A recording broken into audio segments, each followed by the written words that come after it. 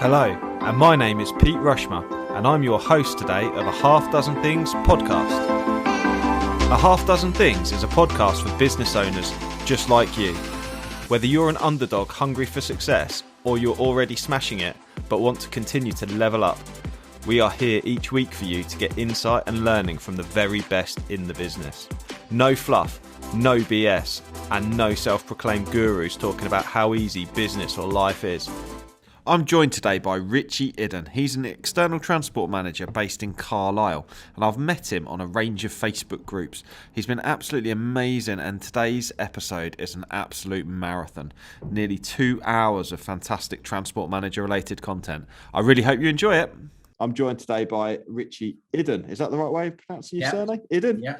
Richie Iddon. I've met Richie for the first time in person about 2 minutes ago, or via Zoom. But we've spoken many a time over Facebook in the various transport manager groups. I think you host the Qualified Transport Managers group, which is my preferred group actually out of all of them. I'm part of the admin. I didn't start the group. I'm just okay. You sit in on the admin. Well, yeah. And I think it's a good group, the Qualified. They're certainly better than some on there, that's for sure. Yeah.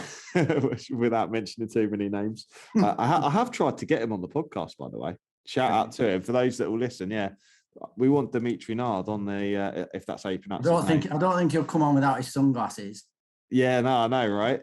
But I've been trying to get him on the podcast for a while. I keep messaging him and he just ignores me. I go, come on the podcast. Tell everyone about, you can have a good conversation about stuff then. No, I don't think he'll come on.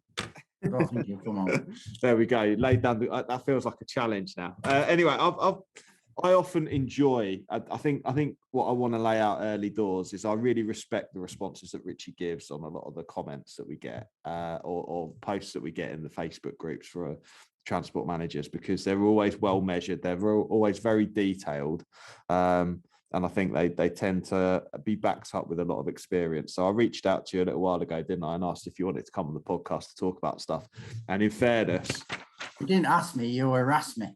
I harassed him, and look, I got a couple of pages of what we're going to talk about. So I'm pleased that you're true to form, Richie, and giving me a detailed explanation of what we're going to be looking at. You did ask for 6 key areas, so that's the one, mate. That's the one. So the 6 key areas we're going to talk about today are newly qualified transport managers. We're then going to talk a bit about discussing how or where external TMs could look for work or would look for work. We're then going to talk about drivers. We're going to talk about walk around checks, gate checks and auditing. 5, vehicle maintenance, PMIs and MOTs, and 6, we're going to be looking at wheel security and tyre management. So I think we'll start now and we'll see where we end up. But there's going to be, I think it's going to be quite thorough. So I'm looking forward to this, Richie. Richie, just for the benefit of those listening, can you give me a bit of a background on you, like sort of what, how did you come into the game, what you've been up to, experience, that kind of thing, so people get to know a bit more about who Richie Iddon is?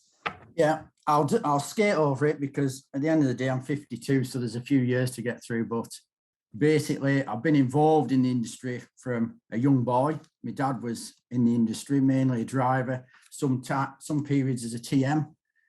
I think my earliest memory is actually driving a Seddon Atkinson tractor unit on Lindale bypass on the A590, not long after it had opened in about 1979, 78, somewhere around there.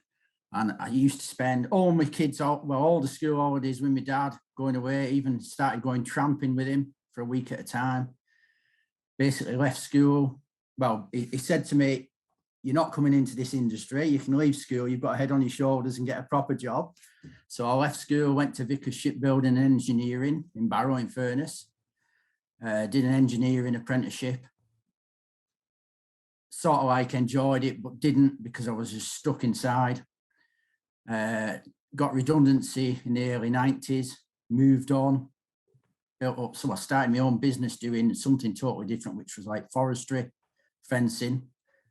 Built that business up. I had quite a number of lads working for me and a lot of machinery. Basically, early noughties, got divorced, head screwed up a little bit and thought, I want out of this, sold everything, went into something else, decided no. And then basically had another idea, but it involved passing my HGV class 1. So then I got a lot of grief off my dad, basically saying, I told you 20 odd years ago, keep out, but I come back in, but he knew the plan. He knew where I wanted to go. So he said, well, fair enough. And basically did quite a bit of driving, drove for everybody and did everything as much as I could to gain as much experience. Then I did my WAMA tab, which is basically waste management. So I have the COTC level 4, so I can actually hold the waste management license for a waste facility. Then did me transport manager and my IOSH. Then started doing a little bit of ETM work, which really I went straight into ETM work, but with my background and my knowledge and how I am as a person, I thought I can handle it, but it still was a steep learning curve. And carried on doing that with a little bit of driving. Then I got a group transport manager job for a fleet. That was over 200 vehicles, about 10 depots, about 120 drivers. And then last January, I resigned, had enough. And then it was my partner and some friends really just pushed me into saying, right, you need to do this full time rather than just doing it part-time, external, just go into it. So I did. And here I am. And everything seems to be going quite well, actually. I'm quite shocked. Good. And what sort of services do you offer? Are you based in Lancashire? I live in Carlisle, so that's North Cumbria, so right on the Scottish border. Oh, okay. I've got client in Manchester, so I'll travel basically 2 hours from where I am. At the minute, I'm on 4 licenses as an external TM. I have a couple of restricted licenses I'm on. Yep. Well, not on as such, but under guidance from the traffic commissioner, I have to manage them. And basically that's it. That's keeping me full time. I have other TMs. I have quite a number of people come to me, like a lot of TMs come to me for advice. And there is 2 or 3 that I've actually helped with various paperwork and writing letters to the traffic commissioner and different things like that. But I do tend to go or try and go for the operators that are in a mess or have problems. Yeah. Because I just like the challenge. No, fair enough. How many vehicles do you look after across your 4 licenses? Off the top of my head, it's about, I think, 18 across the whole lot. And some of these are challenges or were challenges when you started? Somewhere. I've got another one now. He's going to be a challenge. Yeah. I've been informed I've got a public inquiry to go to. Okay. But we haven't had the official letter yet. So hopefully I have still got a little bit more time to get things in a bit better order. But I'm not even on the license. So, but I still need to try and help him as much as I can, really. Got you. Do you do any training or anything like that? Do you deliver any training? No, just focus on... Like something... People keep saying to me, oh, you should do training. With your knowledge, you should do training, but I don't think it's my bag. Mm-hmm. I can't say never, but we may go down that route. But at the minute, I'd rather just stick with the compliance. Like the auditing, I've done a few audits, but I haven't pushed it because of time. I just haven't got the time at the minute. But that's the way really I would rather go, is more compliance and auditing. Because I am like a terrier with a bone when I get into something, you know what I mean? And everybody says auditing. I can tell. Auditing will be right up your street and you will be good at it. And I have been through quite a lot of audits and you learn off every one, you know what I mean? Yeah. And that is really the way I want to go. Yeah. We're just exploring that with Flagship at the minute. We're going through the ISO 9001 accreditation. Yeah. I've already got my internal auditor's qualification and I'm putting a couple of the guys through as well, so that we can do earned recognition. I think that's going to be quite an exciting opportunity. Yeah, I think so. We'll see what happens. Right then, so let's kick it off then. First thing we're going to talk about is newly qualified transport managers. Talk to me about whether knowledge, effective and continuous management. Do you think the TM certificate qualifies you to be a transport manager? I think we all know that answer, and it doesn't. You know what I mean? Yeah. I did the course, and when I did the course, it was 2013. I did the very first of the new course. Yeah. And I come away from that course, and it was a case of, what do I do now? I had an idea in my head what I did, but looking at it from a bigger perspective, I just thought I haven't really learned anything. I don't know what systems I'm meant to be doing. You know what I mean? And we see week in, week out on every transport manager group, yeah, newly qualified come in, what do I do now? And it is, well, like you had Beverly Bell on the other week. She basically said the same, didn't she?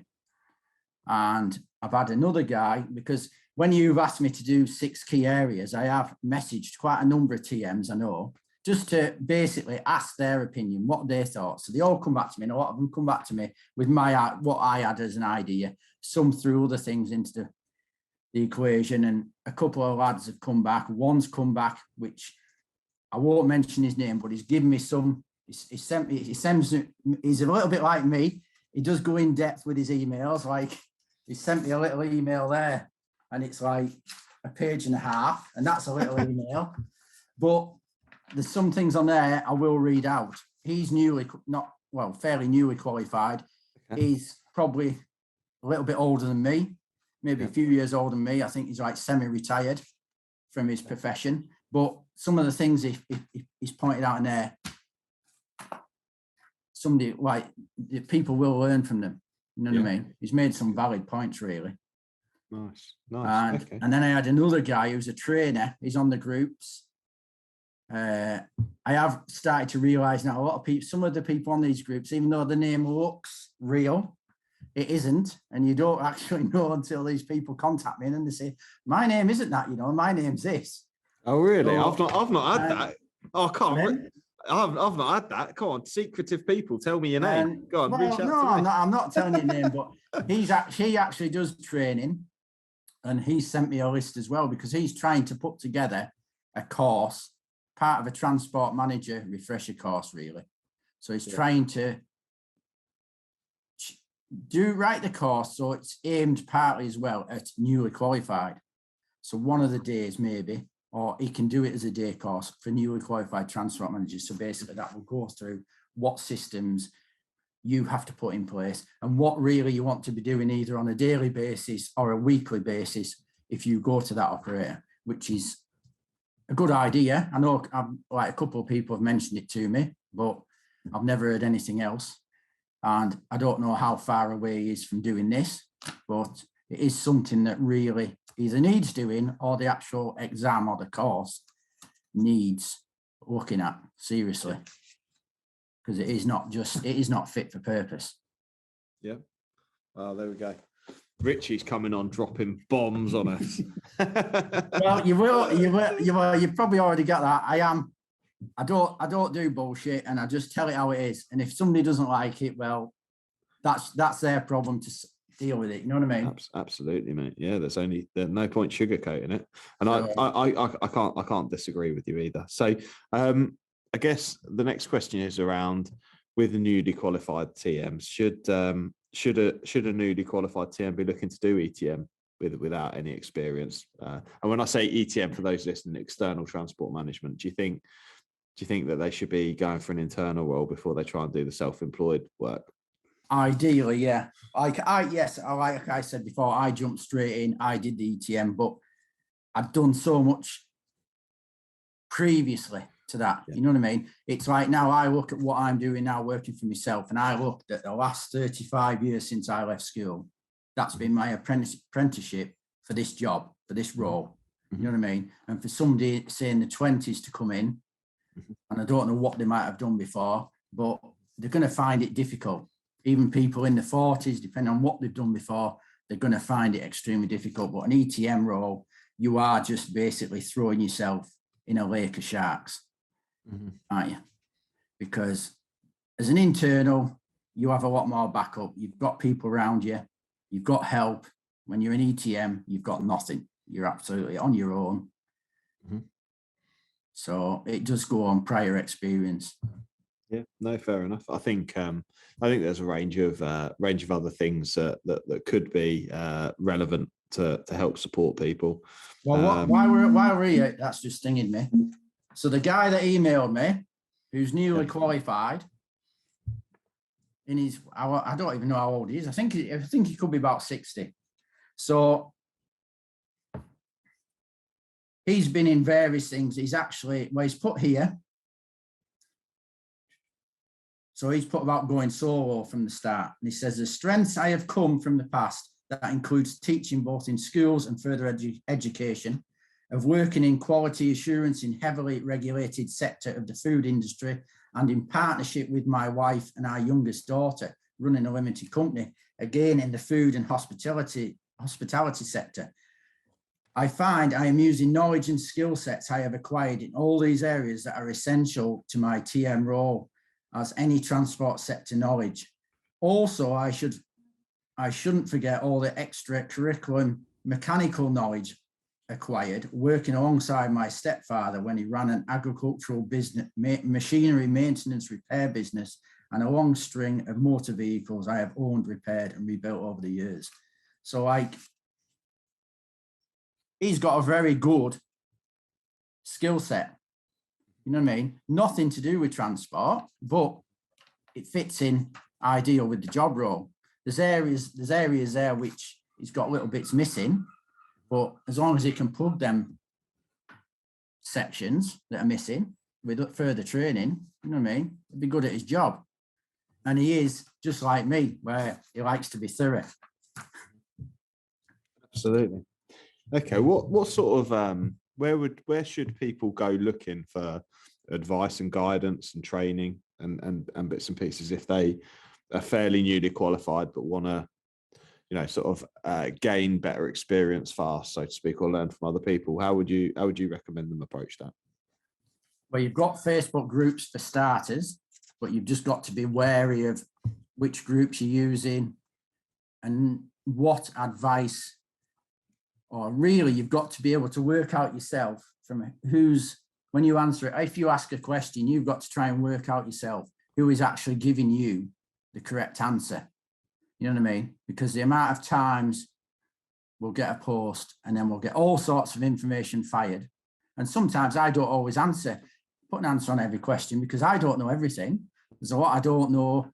And I've got specialist areas. I've then got other friends that are specialists in better areas, etc. So I might prompt them to give a response, etc. So you've got to be very wary with Facebook. But this is where a lot of TMs slip up. They seem to get the certificate and then they think, right, we're set to go. We don't need to do nothing else. Some are on the understanding that we don't really need to do a refresher because we're learning every day. Well, you are, and you aren't. You've got to do refresher training. And it's all right. It's no good waiting till 5 years and doing a 2-day refresher. You've got to be constantly trying to improve. So like a newly qualified, Backhouse Jones solicitors do a fortnightly webinar free for everybody, for anybody. So I go on them most weeks. And sometimes they're talking about things that, and I think, well, I don't really need to listen to this, but there's always something, and it might only be one sentence pops up. And I thought, I didn't know that. Oh, that's a good idea. I can use that in a policy, or I can use that in a procedure. IRTE. If you haven't got much mechanical knowledge, that's somewhere else you need to be going and see what training courses they've got. But you can't just sit on your laurels thinking, I've got a certificate, I'm a TM, I'm going to crack on, because it just does not work like that. And the traffic commission, most traffic commissioners will say now, even I think the TM1 form has now changed. And the TM1 form, it actually asks you, have you had refresher training in the last 5 years? And you have to tick the box. But I was just watching a YouTube video last night off Sunday with Nick Denton. And he's on an Indian TV channel. And I was watching that. And even he said last night, we're expecting transport managers to do that refresher, but we're also expecting continuous CPD. We don't just expect you to come along every now and again and say, I've done that ticket, I'm fine. We want continuous, and you've got to do it. You've got to continually invest in this certificate. And that might involve paying out money. If you know what I mean, you're not going to get anywhere by not paying out money. You've got to invest, haven't you? Yeah, absolutely. Absolutely. Are there any other sort of courses or anything like that you recommend? Any things that you think is useful? Well, again, I'm not selling for Backhouse Jones, but they also do the free webinar. They also do a lot of training sessions. Now they're only an hour and a half, ideal, not too long. This year, I think I've done one on roller brake testing, which is a very good course. Did 2 last week on the aftermath of an accident. I'm trying to think what the other was. Can't remember. I've done about 6 this year with those. And then I've done a couple of RHA webinars and then the Backhouse Jones ones. But anything, you need to be looking all the time. But like Backhouse Jones is a good one. Logistics UK do training. I don't really do any for Logistics UK because it is expensive. And the RHA, they do it every now and again, certain courses. I haven't done any as yet, but I've been to their seminars. And I think they've got another one next month in Manchester. I'll be going to that one because that's a good opportunity to meet your actual transport manager in your area face to face, so you can actually have a chat with him. Yeah. Do you mean traffic commissioner? Yeah. What did I say?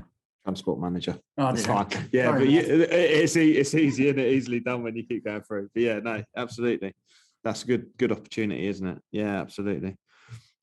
I think one of the things that you've I guess the final point around this first area, because you've put quite a few notes here around the information that transport managers need to know and the different responsibilities that are involved. You've listed things like driving license checks, eyesight checks, fitness to drive, maintenance records, how they're managed, stored, analysed, those kinds of things. There's a bit too much detail for us to really sort of go into all of that just now, but there's a big chunk there that you've written there around all of the different things and systems and controls that we need to have in place to effectively be a transport manager that isn't covered as part of the exam, it isn't covered as part of the training. No. Do you think that the right thing to do is for there to be like a mentoring process where people go and find people who are doing this and doing it well, and they can go and mentor with experienced transport managers? Well, there should be. The problem is, like you do often see posts where people are asking for shadowing, which is a good idea, but this is where you've got to try and find somebody who can spare that time to help you, really. Like few people have said to me, why don't you shadow somebody? But the problem is I'm in a little bit of I wouldn't say, I'm in the north of England. Yeah, there's people around me, but I travel here, there and everywhere. And I am, like, tomorrow I'm out. I'm going to see 2 operators tomorrow, staying over in a hotel, seeing the second operator again Wednesday morning, and then on to another operator Wednesday afternoon. So it is a bit of, I'm in there, I do what I'm doing, then I'm off, then I'm another way. So it is just trying to find that person. And this is where really, I think if you want to shadow somebody, it could actually end up costing you money. You know what I mean? That person may not charge you much, but they may say, okay, if I'm going to take an extra hour, and this is where you've got to think, well, no, I'm not going to pay that money, but you've got to think, where do I want to go with this, my career? Do I need to invest? And that person is an ideal person to learn off. So am I worth paying that person or offering that person something so he slows down and lets me get involved, and then I can learn, etc. that way. You know what I mean? So yeah, there does need to be something. I just don't know the answer to it. Yeah. No, it's something we've been toying with here, because now there's 4 transport manager consultants here in the business, and we've launched the Fleet Geeks podcast recently. We've got Mike, who's done he does the transport manager CPC training. We've been doing it for Logistics UK, come and joined us, and then Jamie as well. And we're thinking about looking to launch like a peer-to-peer group. So you have where people take a bit of time out of their diary and essentially you have a group of like maybe 8 transport managers of varying levels of experience, but from different sectors. Yeah. And then you sort of pose a question. For example, what policies and procedures do you need to be an effective transport manager during like a 3-hour session? And then everyone shares what they do. So you kind of get this picture of best practice across a range of different industries. I think that's going to be quite a powerful thing to be able to include people on. And it is going to put aside that time. It's going to cost a bit of money and a bit of time investment to be able to do that. But I think that's quite a powerful thing that's going to potentially help people learn, particularly if they're new, because it's sort of a good next step after doing the transport manager CPC. Cool. Right. So the second one is how. Before we jump onto that second one, was there anything else? Yeah, is there anything else? Well, no, I just want to drag you back slightly, because I know you've said I have put a list of really what you want to be checking, what measures you want to put in place, etc. One thing I want to mention, because this is a couple of the TMs mentioned this to me.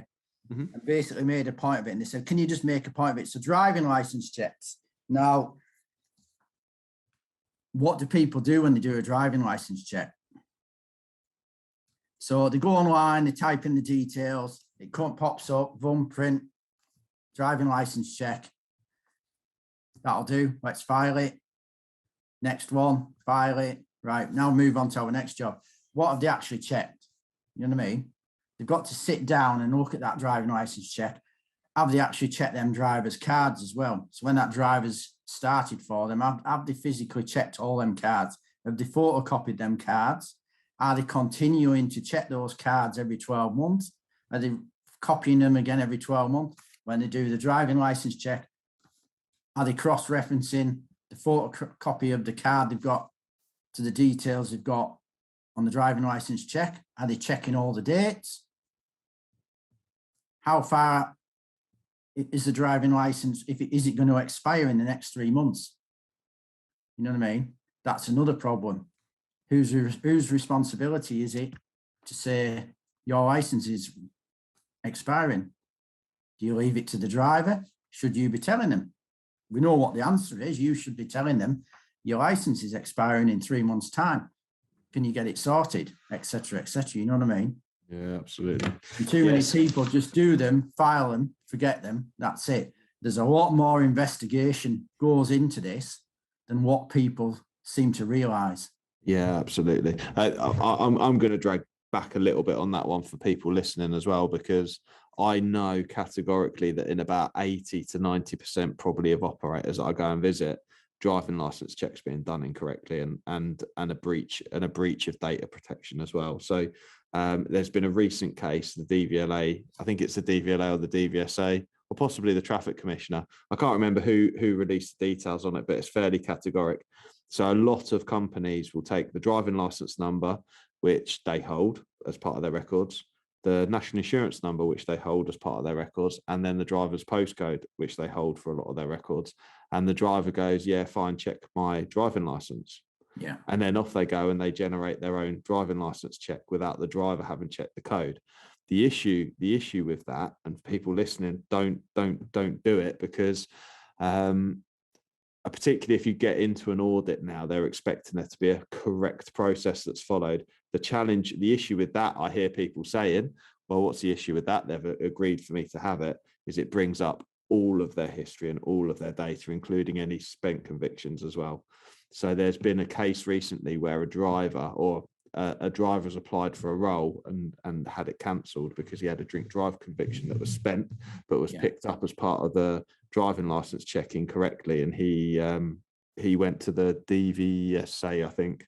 I got offered a job. I got declined the job. I've got a spent conviction, which is spent. And they only picked up on it because they accessed my data incorrectly. Yeah. So if you follow the correct process, you'll only ever see the data you're allowed to see. Yeah, if that makes sense.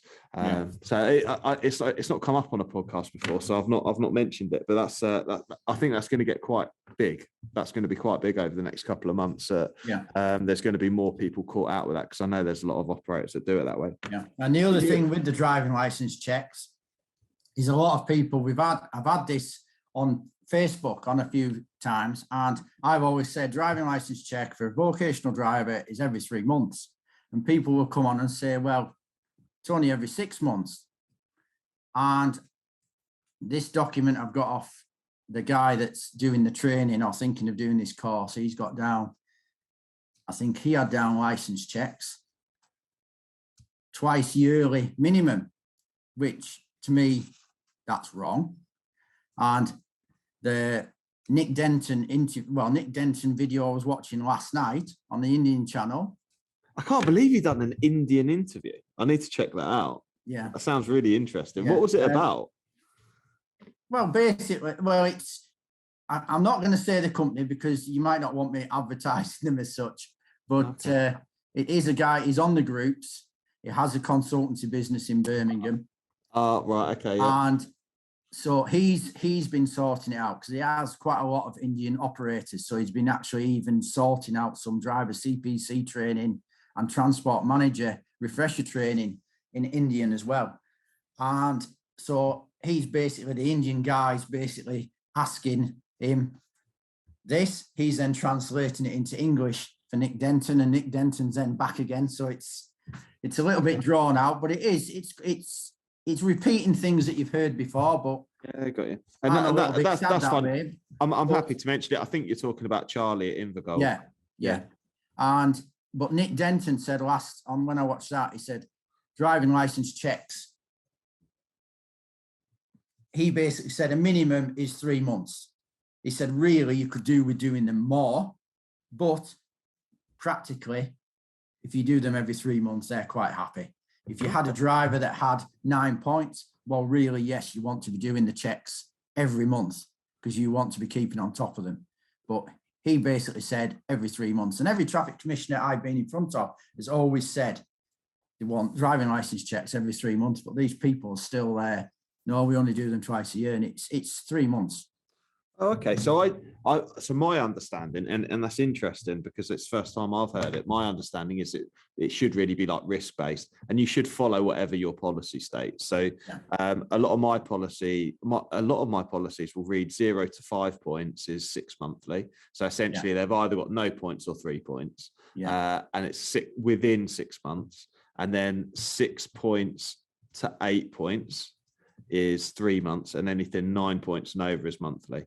It's essentially like a sliding risk-based scale that I've previously used.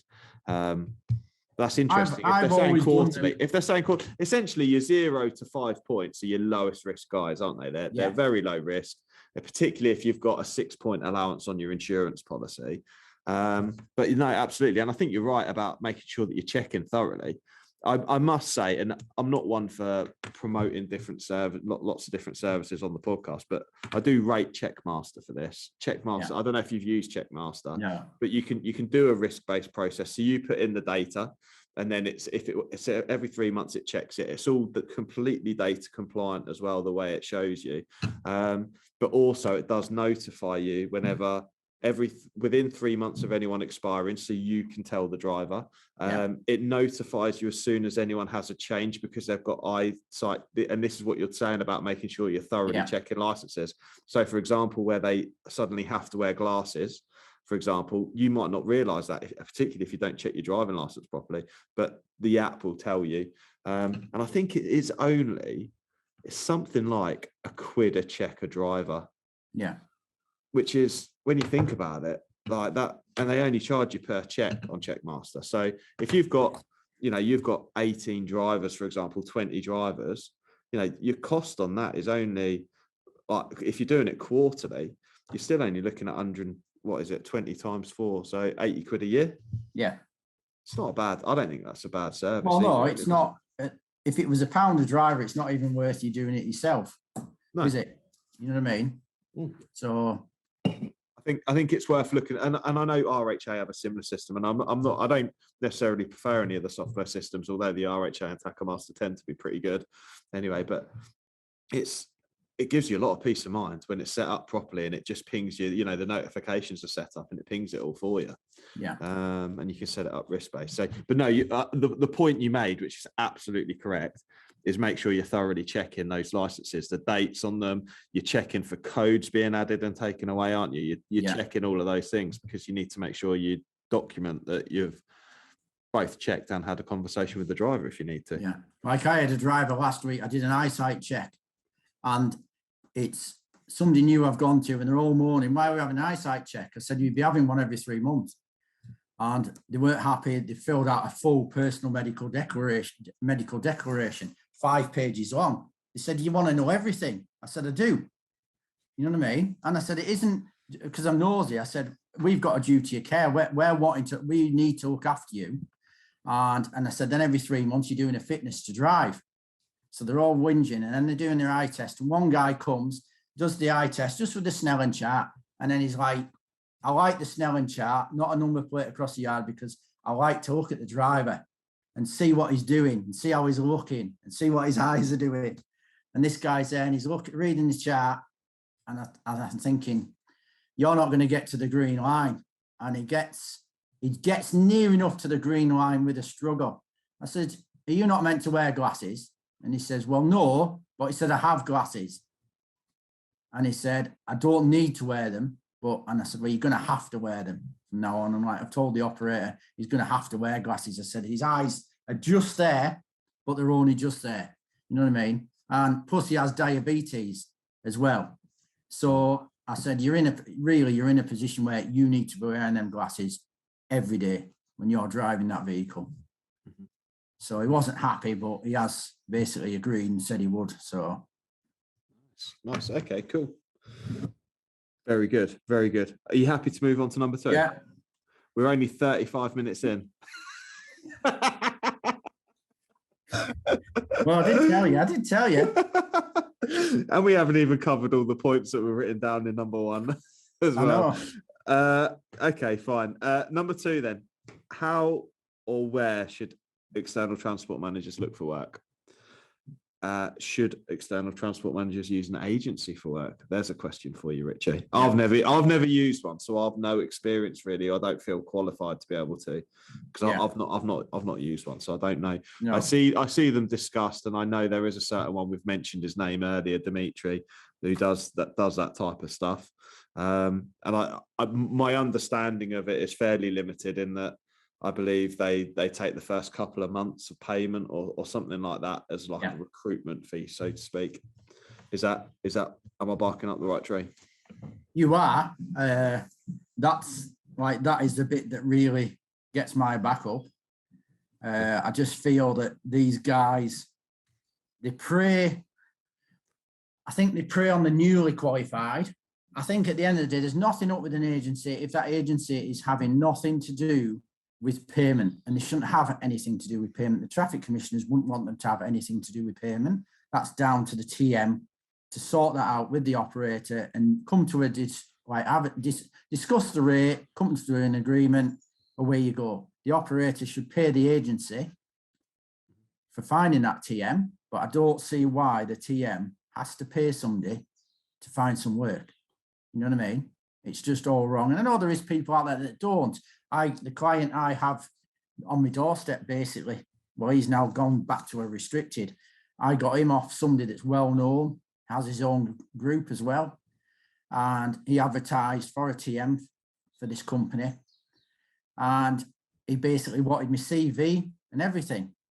And then he come back to me, right, I want you to do it.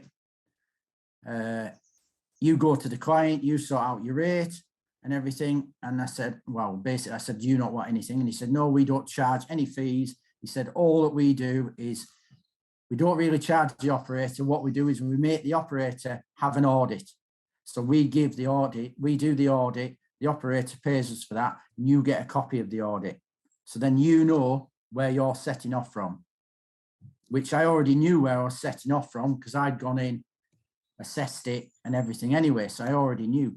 But he said, we don't get involved in payment. And that was it. And that's how it should be. You know what I mean? He doesn't advertise his business as an agency. He just has people go to him and say, can you find me a TM? And that's the sort of thing I will do. If somebody comes to me and says, can you find a TM? Yeah, I'll find you one. And I'll probably go down the same route. I'll find you a TM, but I'll give you an audit. and then that audit goes to the new TM, and away they go, and you can just keep out of the rates. And this is what it does cause a bit of controversy on the groups whenever somebody mentions agencies, fees, anything like that. So there is a place for them, but I think some of these guys that are doing it need to really get the shit in order. You know what I mean? And I think like the guy we keep mentioning, he has no interest in the TM. He couldn't give a damn. All he wants is that position filled. He gets his fee off the operator, takes a couple of months payments off the TM. And I think last year I had 4 TMs come to me wanting help, and all through him, where basically they hadn't been paid, or there was issues, or because they all come and they all say, oh, this further assistance will help you. No, they don't. They just basically, there you go, put your name on there. In 3 months' time, you'll get a payment and just get on with it, crack on. And that's it. And it's all wrong. Yeah, not good, is it? Not good, mate. No. Okay. I think you're right. I think word of mouth is a really good way of finding new business, isn't it? Word of mouth and relationships. I get asked a lot of the time, who do I recommend for an ETM? We're like a million miles away, really, from you, from a geographic point of view over in Peterborough. But I know a few TMs locally, and I'd say I've probably helped a few of them get, because we market ourselves. We're not too interested in the external TM work, whereas we do a lot of the audits, we do a lot of the training and those kinds of things. So we and do a lot of the restricted type stuff. So we tend to get inquiries in and then sort of pass it on. And it's I don't charge. We don't charge for it. You know, if usually it's that people have helped us out at some point, so we just help them out back. It's like a virtuous cycle of helping, isn't it? Really. Yeah. The thing is, Facebook, if you can write yourself, most of the groups, there's not many, I think most of the groups allow TMs to come on and put an advert on advertising the services. You know what I mean? Our group, we don't have an issue. Anybody can advertise on our group as long as it's to do with TM services. If it's selling something, or as long as it's to do with TM, if it's anything to do with drivers or vehicles or anything, no, because it's not a driver group, it's a TM group. But we allow TMs to come on, and that is a very good place to get work. You know what I mean? The last 2 or 3 clients I've got through Facebook, and you know what I mean? It's a great tool. It can be a pain in the backside, but it's a great tool and it's free. So use it. A lot of these guys just don't use it. You know what I mean? They want things a lot of the time just to come to them. And that isn't, life doesn't work like that. You know what I mean? If you want something, you've got to go and fight for it, really, and look for it. But nothing's going to fall at your footsteps, at your feet, I mean. So no, absolutely. I think that's a really, really valid point. And I think the making sure that we're charging the right money for what we're doing as well. What I think my biggest sticking point, in all honesty, my biggest sticking point with what Dimitri does, and I'm happy to tell this to him if he ever came on the podcast, my biggest sticking point isn't actually that he charges the monthly fee, it's that he sets the rates and he agrees the rates. I take more issue with that than I do necessarily with him, because that is recruitment agencies. This is how they've always worked, right? When you go to, like, I've got friends who are like exec level, higher level, and some of the recruitment agencies are taking 25% of annual fees or any annual salary for guys who are earning 120 grand a year, for example, and they're taking 25%. They're getting a nice fair old wedge for the recruitment process. But that's just, it is what it is. Recruitment is a tricky thing. Finding good people is a tricky thing. But I think what I dislike about it is when companies charge 25% for an agent on an agency, they've done due diligence, they've done prelim interviews, they've made sure that they're only putting forward 1 or 2 candidates who are the very best quality, not just accepting any Tom, Dick, or Harry to come and apply. Does that make sense? The work's kind of gone in for them, so that's what they do.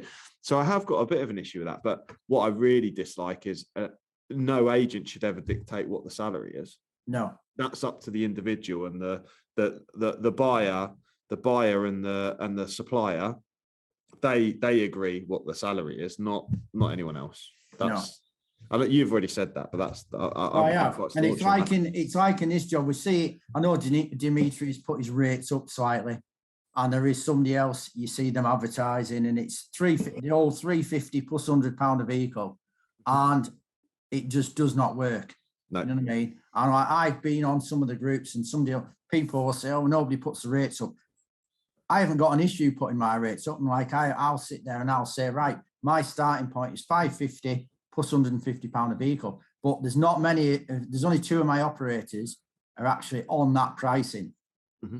And that's it. And you can't do it for any less. Yeah. Not if you're gonna do it to like best practice. If you're gonna do it to legal requirement, yeah. Well, yeah, you can maybe do it cheaper. But legal requirement just isn't. I totally agree with you. I think like I say, I've got a really, really big issue with the way that the pricing is given is so categoric, in that it's been positioned like he's the authority on what the pricing should be, right? So what then happens, and this is why the transport managers that are in the groups need to push back on this, is the issue is that what then happens is, in any negotiation, when someone goes in at a number, that sets kind of the bar straight away. So it doesn't really matter who it is, but if someone appears to have a bit of authority in that sector and goes, right, 2 vehicles is 500 quid, for example, all of a sudden the buyer's thought process goes, right, I should be paying 500 quid. Yeah. And then when someone tries to go, well, actually, you've got 2 vehicles, but you've got no documentation, you've got nothing, you need setting up from the beginning, it's going to take an enormous amount of work, and actually you need this health and safety piece of work doing, you need this audit doing, and all of a sudden actually that needs to be 750, 800 pounds a month, which I don't think in some businesses that's actually quite feasible for 2 vehicles, if not 1,000. Excuse me, if you start getting into different elements of people's businesses to help support them, then there's absolutely no reason why it should even be calculated on the number of vehicles rather than the amount of work that's required. So I find that very frustrating. Like 2 of my operators, one of them, I've actually known him a very long time, and I took him on last year, and a lot of people, if I said what I was charging him, would think, Jesus Christ. But he only has a very small fleet of trucks, but he has a very large fleet of vans. He's then into plant area, he has 140 staff.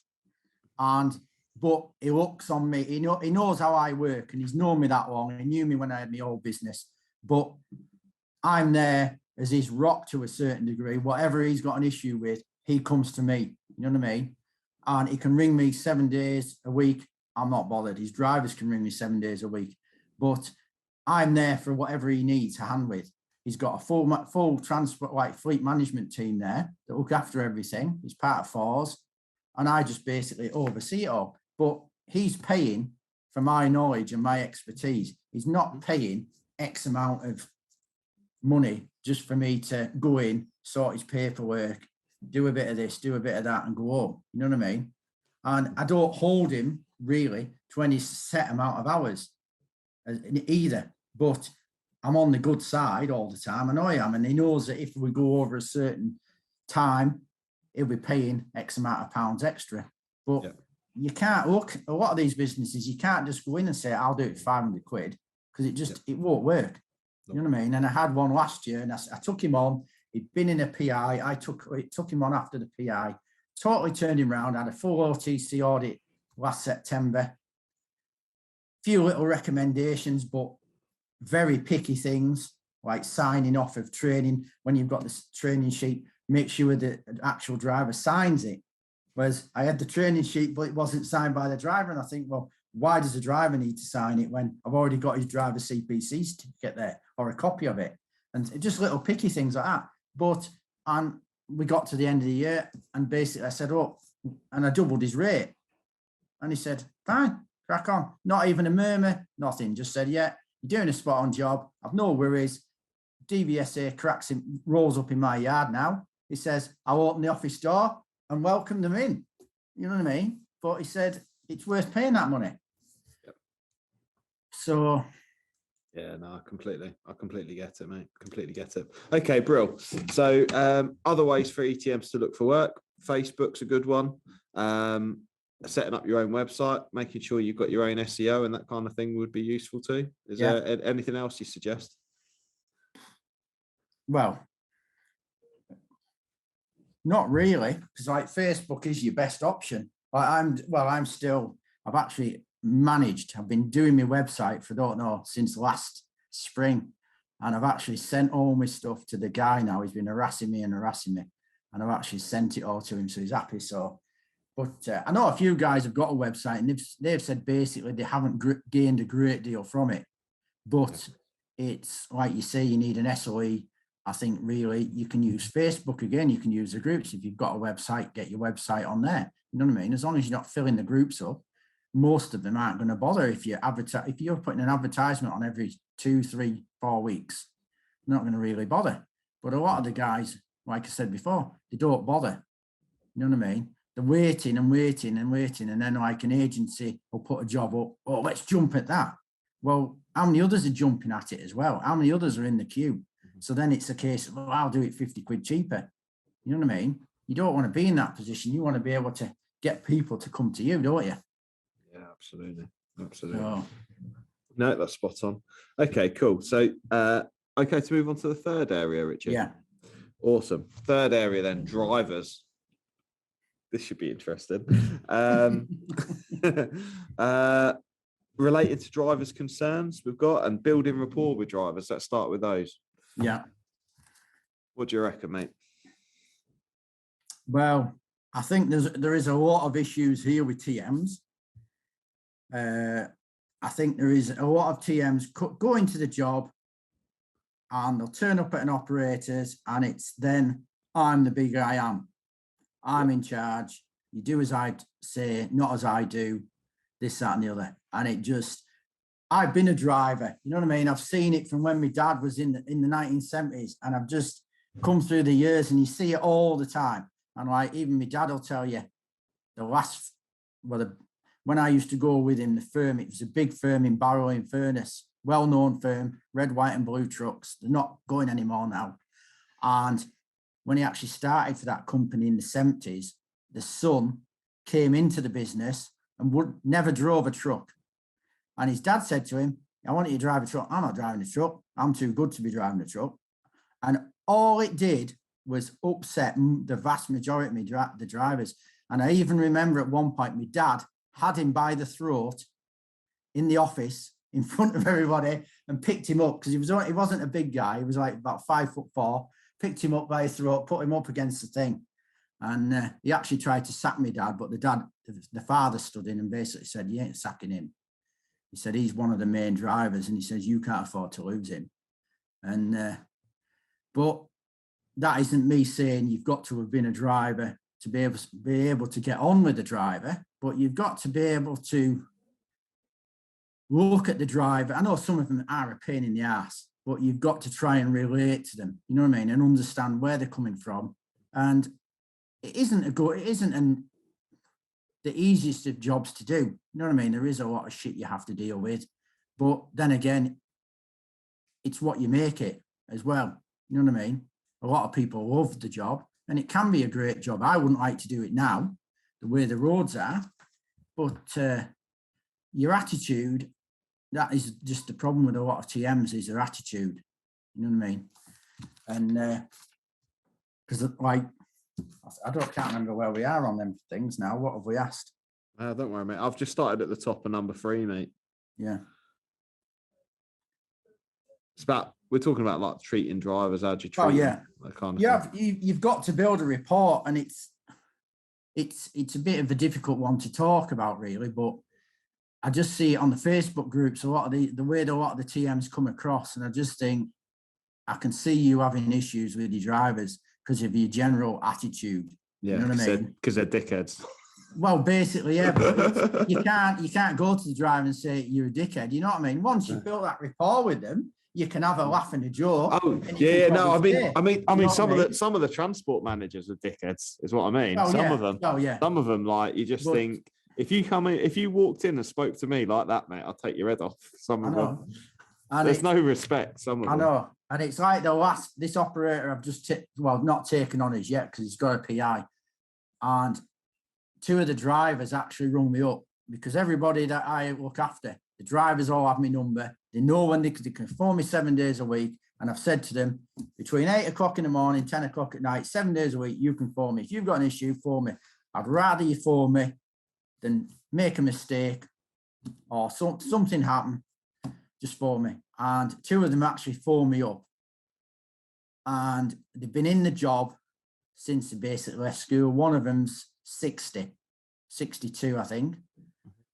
And he said, he rung me up to ask me something. And he said, right, he said, I want to thank you. I said, what for? He says, for not being an arsehole. I said, what do you mean? He says, you're the first transport manager I've ever had that I can actually talk to and ask. And he says, you come to us and you basically, I sent him all an email when I first come on board. To basically say who I was, what I just give him a little brief background and all this lot. And they said, you actually came on board and you introduced yourself. And he said, we never really had that before. Nobody's really introduced themselves. He said, I know you didn't do it in person, but he said, you physically can't because of the way you ETM work goes about. But he says, you've actually introduced yourself. And he said, I've had a chat with you now. And he said, you're probably the only transport manager I can say that's half decent. You know what I mean? And he said, most of them are just so far up their own backside, it's untrue. And he said, they don't listen. You know what I mean? They think they know better, but he said, half of them haven't got a clue. Half of them don't know how to get away from the desk or nothing. You know what I mean? Yeah. But it is a difficult one, but you have got to just build that rapport with that driver. But how you do it, you know what I mean? Every driver is different. Every situation is different, but you can't just go in like a bull in a china shop because you are going to just wind people up. Yeah. And the one person you need on your side as a TM is a driver. And if you haven't got the driver on your side, you know what I mean? You've got a very difficult job on your hands. Yeah, I can't disagree. I can't disagree with that. I think it's very important you're not going to win everyone over. It's my dad my dad always used to say some of the people some of the time, not all the people all the time. But but you'll often find as well, if you can win some of them over time, the other ones usually sort of like start to think, oh well, he's not bad after all, you know what I mean? And the other drivers start talking and saying, well, he's helped me out with this or he's done that, and then they sort of like start to come in, and then you sort of like, you're always going to get the odd one that isn't going to be interested, you know what I mean? And that's it. But it's no good going into a firm. I think you've got to set your stall out early doors and get them on board. But obviously, you there are elements here. You know, you've written them on there about disciplining and making sure that you properly discuss infringement debriefs and those kinds of things. But as long as you approach it the right way, they'll understand you've just got a job to do like anyone else. Yeah, and you've got to do your job. And even if it comes to wrapping the knuckles, sometimes if you've won the respect, then that's not as difficult a job as it could be if you're a dickhead to them, really. Yeah. I think. No, very good. Very good. One of the things you wrote here that actually really piqued my interest. One of the things that I was going to ask about, obviously we're talking a bit about how you treat drivers and that kind of thing. Driver CPC training, who should pay for the training? I thought that was an interesting one. What do you reckon, mate? Well, I think the company should pay for the training.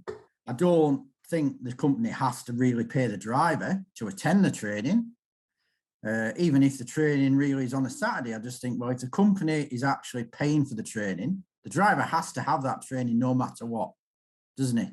You know what I mean? So I think at the end of the day, if the company pays for it, the company then can dictate really. The company's better paying for it and saying, right, we're going to use such and such to do the training. They're going to do the course to suit our operation, and we're paying for it. We just want you to attend. You know what I mean? And I've had that even when I was self-employed as a driver years ago. I used to pay for my own training, but then occasionally if I worked for somebody, even if I was self-employed, if I worked for somebody that respected me and looked after me, they would still say, we're going to send you on this course, we're paying for it. Can you just attend it? You know what I mean? And to me, I just think, well, yeah, it's my Saturday. My Saturday's gone, but you know what I mean? It's 1 7-hour slot. Yeah. You know what I mean? And You've only got to do 5 every 5 years, isn't you? It's only 5 Saturdays that's every what I mean. 5 And years. that's another thing that gets my goat up, is like these drivers, and like they don't want to do it every year. They just want to leave it to year 5, and they leave it to the very last minute. And then it's like, oh, I have to go and do 35 hours. Well, it's, you know what I mean? It's 1 7-hour stint a year. What's that out of your life? You know what I mean? You're going to lose 1 day's pay, or you're not even losing a day's pay. You're losing 1 day of your own freedom to go and sit in a classroom and hopefully learn something. You know what I mean? Yeah. But exactly. I personally think, yeah, the company should pay for it. But I don't think the company should really have to pay the driver to attend it. But like some companies do. Some companies do it in the driver's work hours. Even better. You know what I mean? You're getting paid to attend training. That's even better. But not a lot of these small operators that an ETM works for can't afford to do that. Hi, it's Pete from Flagship Partners. We're really proud to sponsor a Half Dozen Things podcast. At Flagship Partners, we take road safety really seriously, and we're your road safety partnership. We help transport companies with compliance and training across their businesses, including first aid, driver CPC, and other transport management services. So if you're FORS accredited or you want to improve your operator compliance risk score, give Flagship Partners a call today. Yeah, that's a tricky thing. Certainly, we're a driver CPC training provider, and we see a range of different options from that company don't pay for it, make the drivers do it themselves, through to they pay for it and pay the drivers to do it. So there is the full spectrum, but by and large, most of our clients tend to pay for it and the drivers turn up of their own time. Yeah. However, essentially, I like to think that the company have chosen a reputable provider rather than a lot of the, £35 a day merchants on Facebook that you see, where you just go and sit on a Zoom call for however long. And I've heard some horror stories where, if we get booked for a day's training, we'll go in and we'll understand their business. We'll say, what are your challenges? We'll speak to the transport manager. What infringements are you getting? For example, if we're doing driver's hours, what infringements are you getting? What are the challenges you're facing? So we can start to really make sure that we're hitting home. Yeah. How they use POA, for example, how they're doing what they're doing, and speak to them in their own language rather than them all booking individually onto a generic course that doesn't mean anything to them. I think that's the crux of it. I think CPC can be a really good tool for a business if it's used and explored and used properly and done properly. And now there's no reason not to, particularly with the rules getting stricter around making sure that a range of different trainings taking place rather than the same old courses time and again. Obviously, it's good to get it planned, and like you say, one day a year or 7 hours a year. That's it, really. That is all it is. So there's no reason for the bitching and moaning. There's so much like, oh, why has it gone away, and why this, that, and the other. It's never going to go away. No, we're not going to make the roads less safe. No. Essentially, CPC done properly makes the road safer because people understand the legislation better. Everything's in the last 2-3 years alone. There's been so many changes. How can you justify not having CPC? There's been so much new stuff for people to learn. Yeah, doesn't there? Anyway, you happy to move on to number 4? Walk around checks and gate checks, vehicle auditing. Well, we'll just before we leave drivers, we've just got infringements. Infringement reports. Yep. We're on to another one, basically along the lines of driving license checks, as in infringement reports. What do they do there? Do they just basically say, what are TMs doing? Are they basically issuing the infringement report to the driver and saying, can you just sign that drive? And the driver's looking at it saying, well, what have I done wrong? Well, it's all there. You read it, because the TM doesn't really know what he's reading. You know what I mean? How many TMs are like that? A lot. I've seen it many a time. You know what I mean? And this again comes down to, you don't learn that in the TM course. So that's something else where you really need to go and do. If you don't understand the driver's hours, you know what I mean? Like, I've been a driver and I've learned them, and that was probably my best subject when I did my TM course. And even when I did my course, the instructor stopped me answering questions on driver's hours, because every time he asked a question, I put my hand up, and he stopped me doing it in the end, because he said that is your best subject. So I'm lucky that I can read an infringement report. How many TMs can say that? You know what I mean? There's a lot that can't, I should say. Mm-hmm. So if you can't read one, how are you going to expect your drivers to improve? You've got to be able to sit that driver down, explain exactly what's in that infringement report. What are they doing wrong? You know what I mean? Yes, it might look bad on the infringement reports because it'll say you've not had insufficient brake. And it might be that they've had 15-minute break at 2 hours, but then they've gone to 4 hours, 31 minutes. So yeah, it's caused an infringement, but it's 1 minute. You know what I mean? It's not a great deal. It's not a big deal, but if it's happening 2 or 3 times or twice a day, every day, well, it is an issue, isn't it? You know what I mean? But that TM has got to be able to sit down, read that infringement report, explain it to that driver, get him to then sign it. You know what I mean? Fill out a debrief and basically say what's been discussed in that meeting, how are you going to improve? Are we going to give that driver training? Or are we going to issue him with some literature so he can go away, do a little bit more learning, and then we'll have a look again next month, see how he's improved. But there's something that TMs need to bear in mind. Don't just print off the reports, sign their drive and file it, because it just isn't going to work. No, absolutely. And I think you're absolutely right. Hit the nail on the head. Ultimately, the thing is a lot of the infringement letters, they don't actually make much sense. No, really. No. You know, I've mentioned Checkmaster before, but I've got a few clients who use Checkmaster. I'll raise an infringement letter, and the infringement will be that there's been a longer than 15-hour shift. Yeah. Okay. But the infringement letter doesn't say you've had a shift longer than 15 hours. That would be really nice and easy. And I would be able to give that infringement letter to a driver and go, here, sign that, driver, because it tells him that he's had a longer than 15-hour shift and therefore he's got an infringement. But that's not what it does. What it does is it tells him that he's driven, 13 hours in 24 hours. He goes, I've never driven 13 hours in 24 hours. No, you haven't. But you haven't registered a daily rest long enough to be able to reset your driving time because you've not had that full daily rest. So the infringement letter doesn't say you've had a longer than 15-hour shift. It says you've had 12 hours driving. In fact, it doesn't even mention the fact that you haven't had a long enough rest. It says it just tells you you've had too much driving. Yeah. So, and that's why we need to have that input, but also why transport managers need to understand the rules, because otherwise they're incorrectly advising or they're interrogating the data in the wrong way. And that's the problem, isn't it? Yeah. You know. So yeah, no, you're absolutely right, mate. Absolutely right. Cool. Okay, to move on to number 4, mate. Yeah. Good. Walk around checks, gate checks, vehicle auditing. Here's a good question for you. I haven't seen it on the actual list there, but I was just going to go for it, right? So drivers have to do a daily check, right? Yeah. We need to do gate checks, which I know you'll talk about in a bit.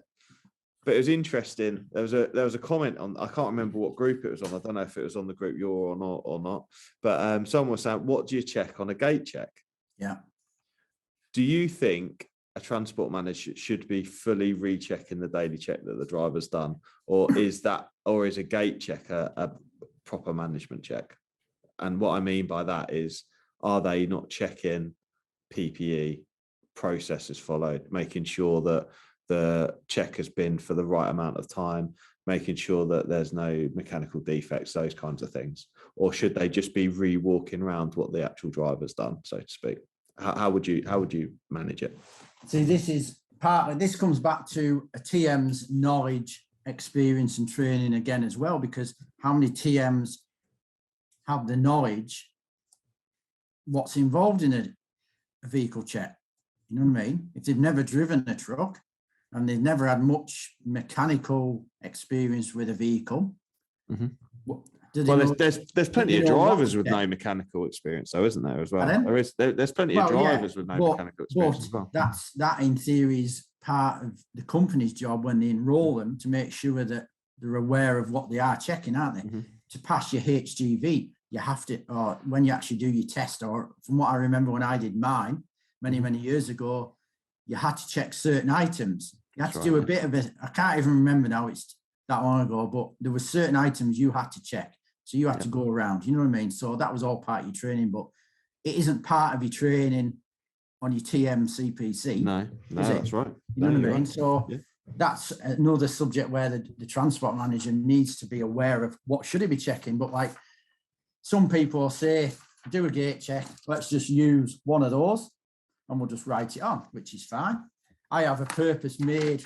This is just an example for gate check, but basically when I do a gate check, I will walk around that vehicle and do a gate check, or do a vehicle check, but not to the same depth of what the driver will do, because I've got the experience and the mechanical knowledge, so I'm basically going around looking for things to basically jump out at me.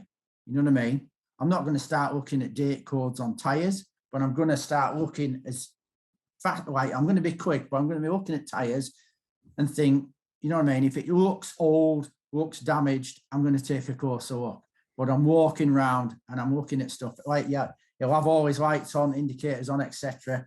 And I'll be basically walking around looking for something obvious that'll stick out. So it might be just a side light bulb, number plate might be on the trailer upside down, something like that.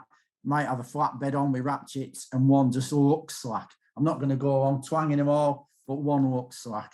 And I'll basically do that, quick walk around. Then I'll go into the cab.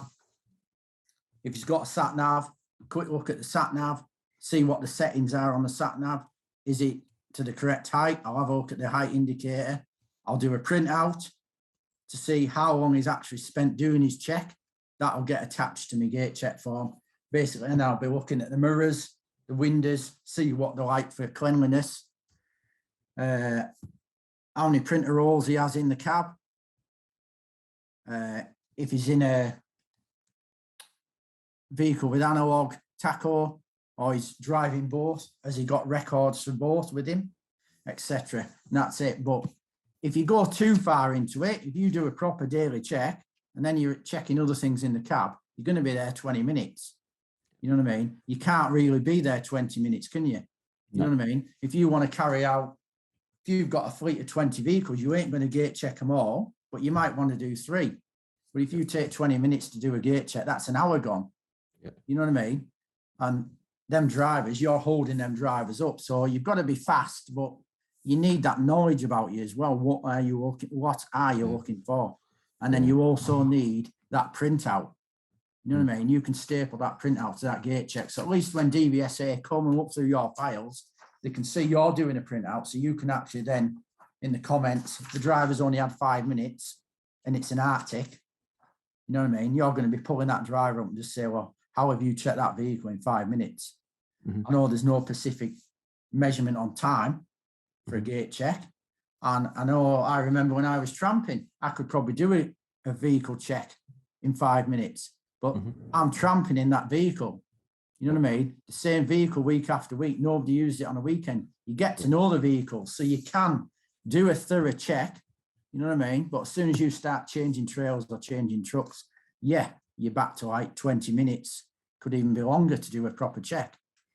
But no. Yeah, no, I agree. I think a gate check needs to be done swiftly, promptly. I think it's wrong. So my opinion was that, and my issue with it's slightly different. It isn't just about the time that it takes. My issue also is that essentially it's a driver's responsibility to make sure his vehicle's roadworthy. Yeah. And if a transport manager goes and rechecks everything and then signs it off, he's essentially taking responsibility for the roadworthiness of the vehicle over and above the driver. Yeah. So my challenge there is I think the gate check should be about, like you say, and I feel fortunate because I'm also of a workshop background. So I know, the quick things to look out for. You know how to see if there's issues with wheel nuts or tires or anything like that. You can spot them a mile off. Yeah. But having a walk around, making sure lights are good. I make sure wheels and tires are checked. Make sure the body work's all good. Lights are good. Stupid things, is the number plate clean? Those kinds of things. What's the windscreen like? Like you say, cleanliness of windscreen and mirrors. But also, the key thing is like, how long have you taken to do your check? That, like you say, that's a big one. Making sure you've got all, like, for example, if your fours, is the fours folder in there? Is it present? Do you understand all the policies and procedures? Have you got any outstanding infringements? Those things. Have you got any issues we need to talk about? Because I also just use it as an opportunity to build a relationship with the driver as well, because it's a good opportunity to get down. And also, they like to feel understood and that you're knowledgeable. So if you can start to talk to them about stuff and maybe show them the odd thing, or maybe like help them with something, that makes such a difference. Going back to what we were talking about before, from getting down with them. And, that there's nothing better to win drivers over than showing you're willing to be on site at 4 a.m. with them to check, because it shows you mean business, right? Yeah. Much more than you go and meet them where they're at and have a chat with them then. And show the gate check, make them understand, because the gate check's a good way of starting to educate them around the rules of operator licensing, what it is that you're doing and why you're doing it, and start to help build their understanding, because they might not get the insights into what our responsibilities are and what we're doing. And I think they start to learn to respect that as well. And I think that builds a good mutual understanding about why the check process is important. I'm here at this time in the morning too, because it's important to me that it's done properly. Yeah. Can you help me make sure it's done properly every day? Because it's really important to both of us. Yeah. I think that's a good process to follow, mate. No, very good, very good. It was interesting. It was just interesting in the chat because I saw a lot of the TM say, you literally recheck everything that they're checking, and I felt that didn't feel right to me on either. this sheet I have. Oh, I've got a bespoke sheet too, by the way. So I don't follow the drive. At the top, I have auditor's instructions. So I have auditor's instructions. As the daily check auditor, your role is not to carry out a walk-around check of the vehicle, but to audit random areas of the thorough pre-use vehicle walk-around check that the driver must have completed before they start their journey and enter the public highway. You know what I mean? So all you're doing is auditing what he's done. You're not, like you say, you're not going over everything he's done, because at the end of the day, it's the driver's responsibility, not yours. No. You know what I mean? He's our responsibility is that defect sheet. So the key difference is our responsibility is to ensure that he's well managed at doing that and is properly trained to do it. And that's the gate check is training. It's the opportunity to train. It's the opportunity to discuss and to make clear priorities. And it's the opportunity to audit that the process has been followed properly. Yeah. Yeah, no, totally agree. Awesome. I think we've almost nailed that one pretty much, haven't we? Excuse me. Do carry a vehicle audit is added. Right, okay, that's a good one. Okay, we'll cover that. A vehicle audit when a new vehicle is added to the fleet or on a monthly basis. How do you know if anything's missing? Yeah, so this is a good additional process that I think it's just worth mentioning. It's making sure that that process is followed, that particularly as an ETM, I think this is a really, really valid one, is that vehicles can come and go. And I know we're going to touch on it on the next one, on number 5, when we start talking about vehicle maintenance and pre-use checks. But essentially, there is this opportunity for fleet vehicles to change when you're not present. And it's making sure that you've got a really good control over that fleet movement, I think is probably what you meant by that last point. Understanding, is the fleet properly accounted for? Is the fleet on the TACO software correct? Is the fleet on the O license correct? Is the fleet on the maintenance planner correct? And it constantly on a monthly basis, just making sure that everything's correct. So, like I put a post up the other week to do with an operator, and I'd been there on a Saturday, spending the whole day on a Saturday going through every vehicle. And it covers all sorts. It covers even from the basics of, I'm sat in the driver's seat. Can I open the door? Can I lock the door? The driver's door, I mean now. Can I open the door from the inside? Or can I open the door from the outside? Can the door be locked? Can I get in? The seat's all working correctly. Seat belt's all working correctly. Can I open the door, shut the door, and lock the door? You know what I mean? Amount of vehicles you get in and you can't even lock the driver's door. It's unbelievable. You know what I mean? But really, that is a legal requirement. That door has got to be able to lock. You know what I mean? And it's like I had a vehicle where the driver was putting the seatbelt in behind the seat. Yeah. Because he doesn't want to wear it, because he's got his pleated curtains and all the other carry-on that he's got in his truck. You know what I mean? And it was instant. wasn't even hiding it, but there's damage to the seatbelt because of it. I'm checking like the all license disc, and the number on the back of the all license disc, is that the number that's listed on Vols? You know what I mean? How many TMs would actually bother to go and check? You know what I mean? Yeah. And have we got a copy of that all license disc, a photocopy, in the vehicle file? You know what I mean? Same. Is the plating certificate in the cab? The amount of vehicles you go to, plating certificates disappeared. You know what I mean? Have you got a photocopy of it, or have you got another copy of it in the vehicle file? All sorts of things you're going through. You know what I mean? And I even the last thing I did was measure the height of every vehicle, and then checking the height indicator in the cab does that correspond? You know what I mean? Most of the vehicles, the lads had it all right. There was the one with the frilly curtains, and that he took his height indicator off because he wanted his TV up. And his height indicator is stuck in a little cupboard. Well, it's a legal requirement. You've got to have height indicator 100%. on shore. You know what I mean? But how many TMs will bother to check the vehicle? Yeah, 100%. You know what I mean? And there's now I have a record sheet for every audit done on that Saturday in the vehicle file. So it's in with the maintenance. So as you're going through the PMIs and the defect sheets and all that pops up. You know what I mean? And then going forward, I'll have a slightly different monthly audit sheet to checking certain things again on a monthly basis, but some of them things I checked the first time, I wouldn't be checking again.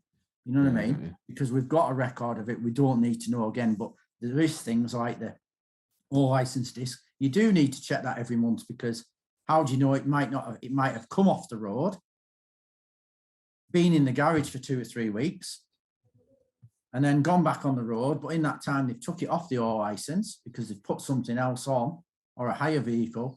Then it's come back on the license. So then it's got a new disc, but nobody's bothered to tell you any of this, or you haven't quite worked it out. You know what I mean?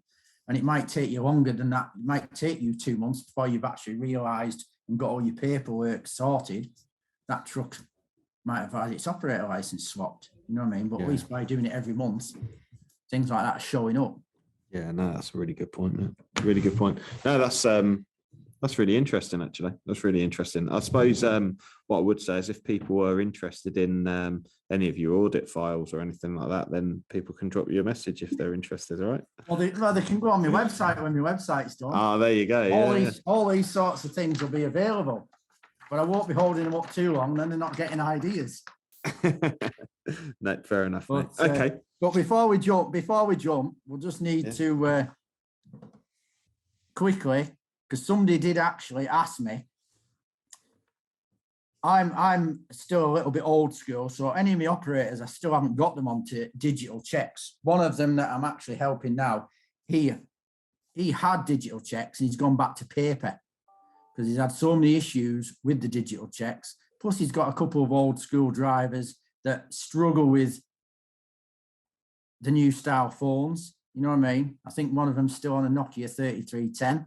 And he just gone back to paper. And I like the paper. You know what I mean? It tells a story. But this guy had actually asked his TM about digital walk round checks. Should the DVS, should they be really approved by the DVSA before they're actually put into action? You know what I mean? Should they? Because we all know these have been around for years and they work, don't they? Mm-hmm. Might be basic, but they do the job. Like this is a little bit more complex. It's a Force one, got a little bit more in it, but yeah. So this should the digital versions be DVSA approved? You know what I mean? Yeah, this is. I don't know. I think you make a valid point. Actually, it's not something I'd really thought about. Although, as a business, we've come across it when we've been helping some of our clients. So, I have a preference for online systems. I like the online system, but I guess I'm a bit quite digital anyway in the way we do things, and I like to be able to manage things like remotely. But what you mention is actually something that's really, really useful and really pointed actually. And that is several of the operators where we've gone in to help them or carried out audits and they're using the online systems.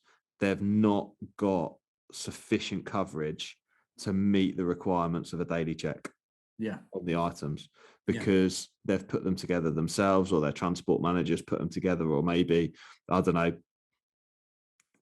Derek in the office who hasn't got a transport manager CPC has just put it together for them, or so with the RHA check app, with there's lots of them anyway. There are lots of them, but essentially you can build your own check app, so you can build your own list of stuff, right? Yeah. And the amount of times that either and I don't know why drivers allow it to happen, really.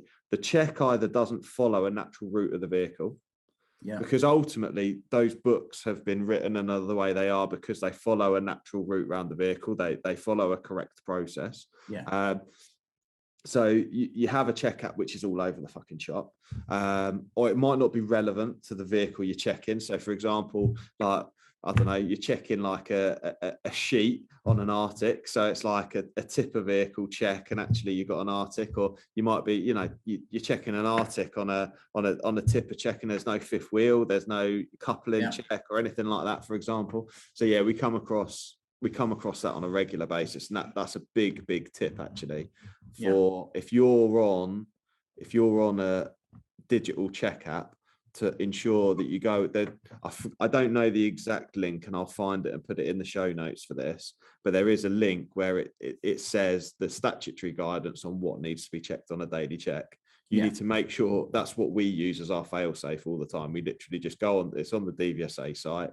You go on the DVSA site and it lists everything that needs to be checked. So we ensure that the check app lists everything that needs to be checked.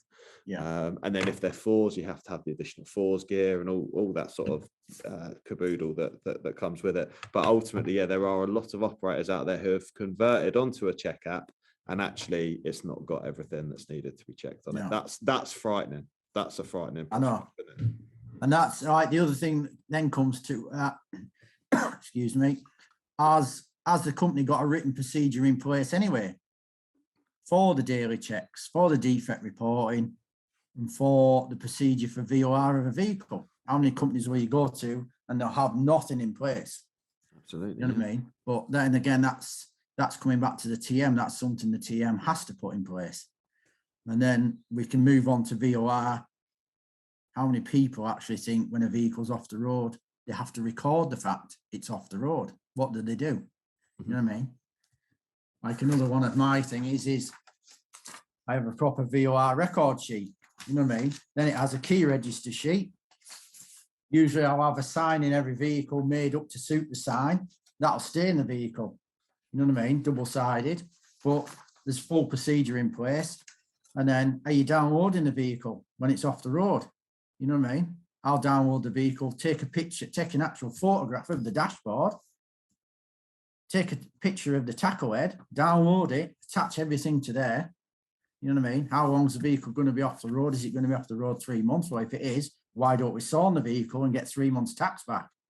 Things like that, you know what I mean? There's a whole host of things you can do, but the amount of people that just do not record a vehicle being off the road, you know what I mean? It's a case of it's broke down, stick it in the corner, forget about it for 3 weeks till we can afford to buy a gearbox, and then we'll think about sorting it out, you know what I mean? But yeah, it's not going to go anywhere in that 3 weeks, but you can't just think, well, that vehicle's knackered, it ain't going anywhere, so nobody's going to drive it. You've got to have that procedure in place and follow that procedure, whether that vehicle's, the gearbox has exploded, or whether it's just got a dodgy tyre. But we've got to wait for the tyre to come in tomorrow morning. You know what I mean? What's to stop anybody going out in it? What have you done to stop anybody going out in it? You know what I mean? How do you know nobody's going to go out in it? You've got to have that procedure in place and you've got to follow it through. Very good. Yeah, no, very good, mate. Very good. Okay, cool. We are an hour and a half into an hour-long podcast, and we've got 2 more items to cover. That's what I said to you. I said it was 2 hours. It is going to be, isn't it? It is going to be. Right, okay. Buckle up. So, PMIs and MOTs.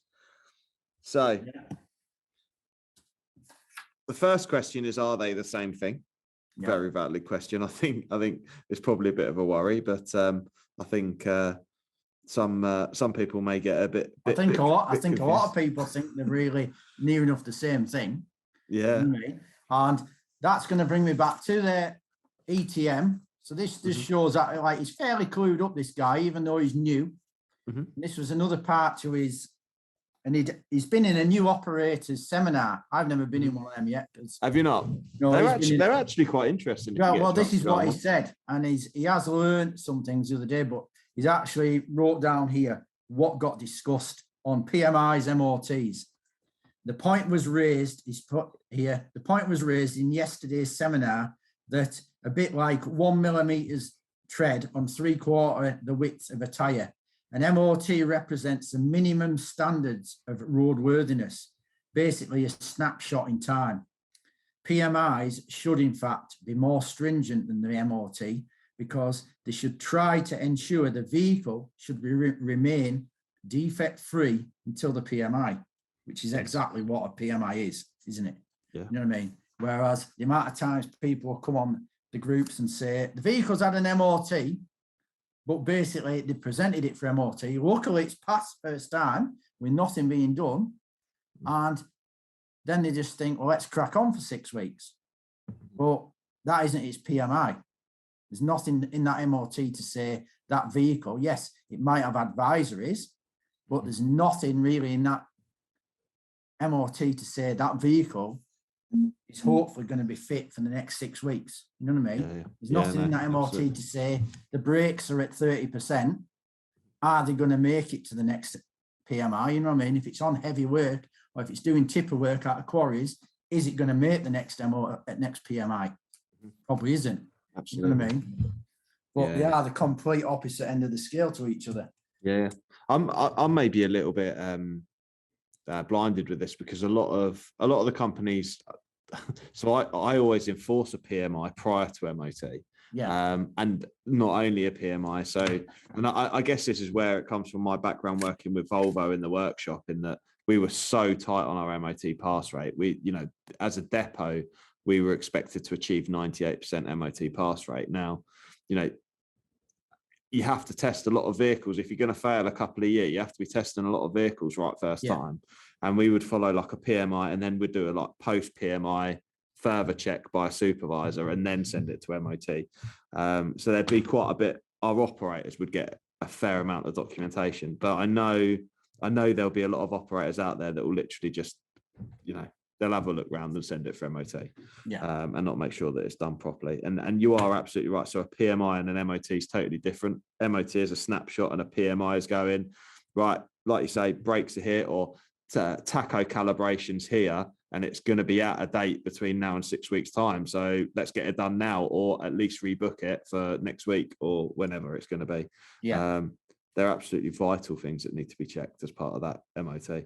Down to tyre wear, we used to do brake calculations. We used to do calculations. So you'd be able to look at the last 3 PMI dates and what the brake wear percentages were and what the distance covered was. So you'd be able to calculate if it's going to hit the next 6 week.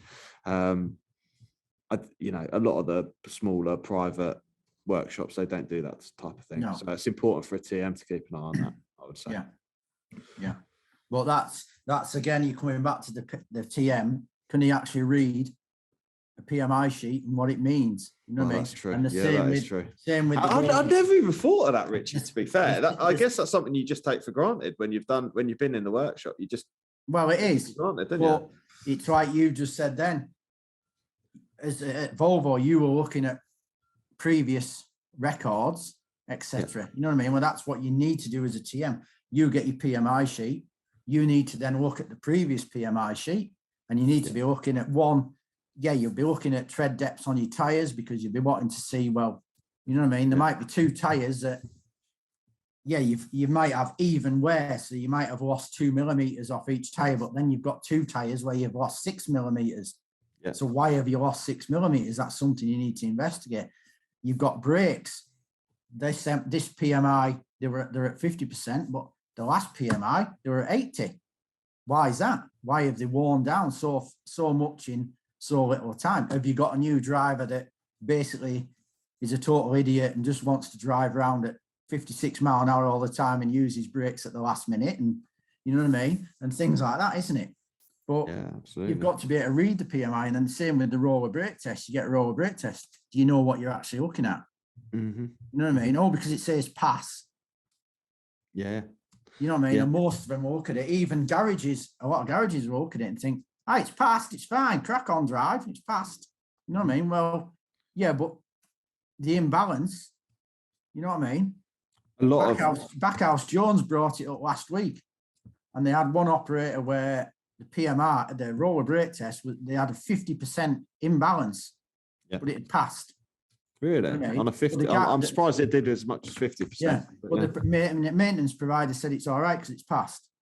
Yeah, You know what I mean? and you know, and this is a big thing to, you know, if we go absolutely back to basics, I know main dealers that are still brake testing tractor units for the PMI because, and this is why we need to be careful of what's in the contract, right? So your vehicle, and I see this time and time again when we go auditing operators, they've got a tractor unit. Any manufacturer, it doesn't fucking matter. MAN, Scania, Iveco, whoever. They've got it on a gold contract, so it's on R&M, and it's got a PMI maintenance on it, and it's got having a roller brake test as part of that gold contract, and it's part of the 2.5 grand, $3 grand a month package that the operator's paying for it. Okay. However, sure as eggs is eggs, whoever's calculated that contract works in an administrative department that's never seen one end of a truck from another and hasn't got a transport manager CPC, and it will just have allowed the time for the brake testing to take place. So it doesn't mean it has to be loaded. You've not prepaid for a loaded brake test. You're just going to get a brake test on a vehicle unloaded, no coupling, nothing on it. And that's all you're going to get. So there's a big disparity between, even the main dealers are going, we'll keep you compliant. We'll make sure that you've got all the paperwork you need and what have you. And generally speaking, the quality and the standard at which the vehicles are inspected to is better. You are notified if there are challenges, et cetera, et cetera. However, a lot of the time, those roller brake tests, they're not loaded. They've not got a loaded trailer on them. They don't mean shit. No DVSA examiner is going to say to you, well, you know, the vehicle's locked out because it's not properly loaded. See you later. It doesn't count. Not interested. Well, it ain't worth the paper it's written on. I think TMs a lot will be a little bit potentially ignorant to that fact, I would say. And like you say, reading a roller brake test, the other thing, and aside from all of that, is a lot of workshops will just go, yeah, it's passed, shrug the shoulders, and actually it's nowhere near a proper pass. Like you say, 50% imbalance, I'm surprised it had passed, but you've got to be able to read the brake test. And I must say, the DVSA have just brought out, I think, a new, on the website, haven't they? They've brought out a new how to read a roller brake test on the website, but actually even that isn't, I don't think that goes into enough depth. I don't know if you've read it. I don't know if you've read it, but I don't think it properly explains it either, because it tells you the terminology. It explains the terminology, but it doesn't explain what constitutes a pass or a fail, for example. No. I have seen it and I've printed it off, but it's in my pile to read. Oh, is it? Oh, you've not read it yet? When you've read it, let me know, because I had a flick through the other day and I was like, it's still not really telling what people need to know. Yeah, it does improve things. It's making it clear that people have got to read them properly, but it doesn't say, you know, if something's failed for one reason, it doesn't really tell you what could have gone wrong to have caused that to have happened. And that's sort of, I think they could have probably maybe explained that this could indicate, you know, the brakes are glazed or whatever it may be. You know, because a lot of the time, I think, and a lot of operators don't realise this. So we used to have a car transporter company use the workshop, and with those setups, you've got the vehicle itself, and then you've got this like 3-axle trailer coming along behind. And the issue is a lot of these brakes are really fucking good now on the units. And what happens is the unit does all the fucking braking for the trailer, and the trailer brakes just end up bollocks. They just end up crap if they're not checked properly. And then what will happen is that vehicle will go over and have its brakes tested, and it won't be properly loaded because it's awkward or what have you. And they'll lock because there's no lift, no weight on them. But actually, they're not safe. They're not safe, you know, because they're fucked because the unit's doing all the braking. Yeah. So, yeah. Scary, isn't it? Scary prospect, really, when you think about it, I think. And so just sort of moving on, we talked about roller brake tests, audit and maintenance providers. Yeah. do you follow a process with that? So I'm kind of maintenance provider's worst headache because I go in and I seal their calibration certificates and things like that. But it sounds like you probably do the similar thing. Well, I do. I'm lucky that I've only got one. One of my operators uses somebody in the north, well, in Manchester, quite a well-known company. And I had an issue last year with them because they actually failed one of his trucks on the MOT, even though they'd had the vehicle for 3 days for a pre-MOT check, and it failed on something stupid like a Jubilee clip. But they blamed the operator because he'd done all the work on the truck. Didn't matter that they'd had the vehicle for 3 days to check it. It was still his fault. Yeah. And I had a full investigation into it. I even copied in the traffic commissioner, and it caused an absolute shitstorm with the maintenance provider. And now he's sort of like sorted himself out. And every time they take a wagon in now, the operator says, it's going to pass in, isn't it? Because you know what's going to happen if it doesn't. And it's a bit of a standing joke now, but I'm working most of the other maintenance providers. I know them all, and I've known them quite a long time as well. You know what I mean? And I've been in and I've got calibration certificates and things like that, but they're all fine with me. I have a good relationship with them all, but you know what I mean? It's how many TMs do they know what they're doing when they go and do audit them facilities? You know what I mean? Have they done any training? You know what I mean? Most TMs now are going to listen to this and think, well, do we have to go and audit a maintenance provider? Well, how do you know they're doing a good job? You know what I mean? Are you actually taking that vehicle then to another maintenance provider to do a separate audit as such? You know what I mean? Or just cross-reference that PMI with another PMI. So yeah, it's a cost for the company, but occasionally you need to do it. So as soon as you pick it up from that PMI, whip it round to another maintenance provider. Can you just PMI that where you've already booked it in, and basically cross-reference the two documents? You know what I mean? How do you know he's giving you a good service? It could be just saying, yeah, everything's fine, but it isn't. And then your driver's taking that truck out. He's doing what he can do, but he's not doing a PMI as his daily check, is he? Okay. So, yeah. Yeah, I think that's really valid. So one of the things that we used to have come up, and I think a lot of the smaller operators or transport managers or smaller operators won't think to do this, but you know, when we used to maintain like the big national fleets, they'd have contracts with like Logistics UK, were one of the main ones back when they were the FTA. You'd sometimes you'd just have the FTA man to turn up, and he'd come and have a look at one of the vehicles we've just rolled out for this operator, and he'd go rolling around, or he'd ask nicely and we'd let him use the pit or what have you.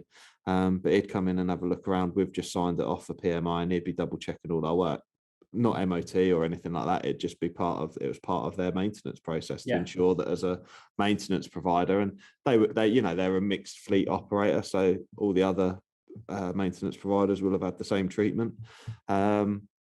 But yeah, they go around, and generally speaking, they're pretty good. They'll have a conversation, because sometimes, as you know, in the workshop, sometimes these things are a little bit subjective. It can be, I'm not sure that I'm happy with this for the next 6 weeks. Why do you think that's the case? And you know, sometimes they'd have a grown-up conversation with the technicians, which I think is often the best thing to do, rather than just going and defecting something. There's often, you know, people will have seen something and made a judgment, and sometimes it's you questions people's judgment. But it's good to have a grown-up conversation around that type of stuff, in it, rather than sort of loading people in. But you're absolutely right. You know, the big national operators, they use people like the FTA to do a double check on the fleet once it's come out of the maintenance provider, because who is regulating the maintenance provider? They're not regulated. They're not, you know, they're not held to the same account. And I always say this to drivers when we do our driver CPC of the daily checks. Drivers, and I see it all the time, because we used to run, you know, I was in the workshop and I saw drivers come and pick up, grab their keys, jump in their vehicles and drive out, because they think it's just been in for PMI. But as soon as that vehicle leaves the bloody gates, it isn't our problem. No, it isn't the workshop's problem. It's the driver's problem. I went to a RHA seminar, was it last November, at Manchester, and Gareth Evans, traffic commissioner, like my traffic commissioner for the Northwest, he was speaking. Backhouse Jones was there, Web Fleet. And at the end, you got the opportunity to go and have a chat with Gurath. So I've been in front of him a couple of times. So he was talking to James Backhouse. So I went over and I stood waiting. And then James basically looked and saw me there, and he knows me. And he said, right, I'm going to have to go. And he come over, shook my hand, how are you, and all this. And I said, well, I'm fine, but I said, I've got a question. Oh, well, I'm going, he said. And I said, no, you're not. I said, you're involved in this question as well. What's the question? I said, there's drivers, there's TMs. I said, we're all heavily regulated. I said, who regulates the maintenance providers? And he said, well, nobody really. And then he said, why did you say that? So I start telling him the story of this guy in Manchester. Well, Gurath knows then what I'm talking about because I copied him into the investigation. And I knew what Gurath's response was going to be. And he basically turned around and said, well, if you're not happy, change maintenance provider. Yeah. And I had one of my operators, I had his operations manager with me because he'd never been to one before. So he come and he butted in and he goes, well, how's that going to help? And he said, what do you mean? He said, well, all you're doing is moving that problem onto somebody else. He says, why isn't somebody there to regulate them? And he couldn't answer us. You know what I mean? And basically James said, it is something that is being looked at, but he said, don't really expect any change over the next 3 years. He said it probably take longer, but he said it is being looked at. But he said, I get where you're coming from, but he said, I can't answer your question. And Gurath was the same. Can't answer your question. You know what I mean? And it doesn't really give you a lot of hope, does it? No. So no, it doesn't. It's and like the amount of the maintenance providers I go to, even the ones that I know that I go to now. And when I first took one of these clients on, and it was the maintenance provider, I've known them a long time, but I've never dealt with them. And I went to him and I had his PMI sheets, and it's like on the tire pressures, every tire pressure was either 110, 120, every PMI, 110, 120, whatever. I said, how's them tire pressures like that? What do you mean? And I said, well, the PMI is you're meant to record that inspection on that PMI sheet. So whatever you find, you record it on that PMI sheet. So you telling me that every tire on that truck was 110 and 120 as per the manufacturer's specification? Well, no, because he said some might have been less, some might have been more. I said, well, why is it not on the PMI sheet? Don't know. He says, never thought we had to do that. And I said, well, what's the point of the PMI sheet? If you're just going to put down what the pressures should be, or maybe, yes, you've blown them up or you've deflated them, but where does it say on that PMI sheet that you've rectified the situation? Well, it doesn't. So now they've all changed. You know what I mean? They're all now, I'm picking up a PMI sheet and it might say 95 PSI, or it might say 126 PSI or something like that. And then they're writing on the back, deflated or inflated tires to correct manufacturer's setting. You know what I mean? But they were all the same. Didn't think we had to do that. You know what I mean? And I think, who the hell's who's training you? You know what I mean? It is. It's frightening. It's frightening. Well, I'm glad we've moved on to tyres and wheel security, because I'll be honest, I can never sit in one spot for too long, and I've nearly been here 2 hours and I really need a wee. So we'll move on to the final area. Is that all right? We'll cover off wheel security and tyre management, which is one of the most important things anyway. So let's have a cover off of wheel security and tyre management, and then we'll call it quits and I can go for a wee. How about that? Yeah. So wheel security. Tell me a bit about what sort of process, policy, procedure you suggest would be good for that, Richie. Well, basically, every operator needs like a wheel security. If they haven't got a policy, at least they need a full written working procedure in place. And that procedure really needs to cover everybody in that chain. So that's like needs to cover the TM, the drivers, the maintenance provider, or if it's on-site maintenance, your on-site maintenance provider. So that procedure has got to be written to include everybody in that process and what their role is in that process and how they're going to carry it out. Yep. Perfect. Have you trained your drivers how to identify loose wheel nuts? Oh, how many operators will do that?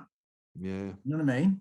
Yeah, we cover that. Trucks, you can pull up on the motorway in a traffic jam. The amount of times I've looked across at a truck and there's rusty lines running down the wheel.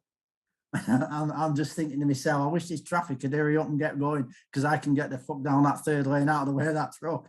You know what I mean? It's frightening. But do you carry out wheel nut torque checks? How many operators do that? Yeah, no, absolutely. So I think it's important to ensure, firstly, that wheel talks are recorded with a calibration, with a torque wrench that's calibrated, and that the torque wrench is regularly calibrated as it should be. And then the retorques are recorded as well is particularly important, isn't it? But like you say, the training side of it, we cover it as part of the driver's daily check CPC course, what to look out for wheel nuts.